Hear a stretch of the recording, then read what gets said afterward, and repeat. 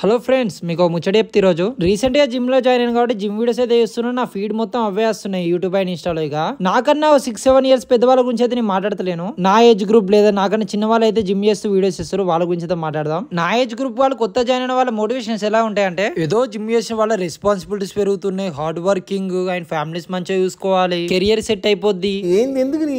Gym చేస్తే ఇవన్నీ అయితే అంటారా? జాబ్ ఎందుకు మరి? రోజు రోజుకి డైట్ కి పైసలే సెట్ అవుతలే, ఇంకా ఫ్యామిలీ రెస్పాన్సిబిలిటీస్ అట. జిమ్ చేయడం వల్ల బాడీ గెయిన్ అయితే అండ్ హెల్త్ మంచిగా ఉంటది, అంతేగాని మనీ అయితే సంపాదించలేం. జిమ్ చేస్తున్నాం కాబట్టి కేవలం జిమ్ గురించే వివరంగా చెప్పాలి, ఇలాంటి మోటివేషన్ ఇవ్వద్దు. మార్నింగ్ 5-10 వరకు జిమ్ కి అయితే వచ్చేసిన బాలాజీ బ్రో అయితే చిమ్టలు చిందిస్తుండు జిమ్ చేస్తూ.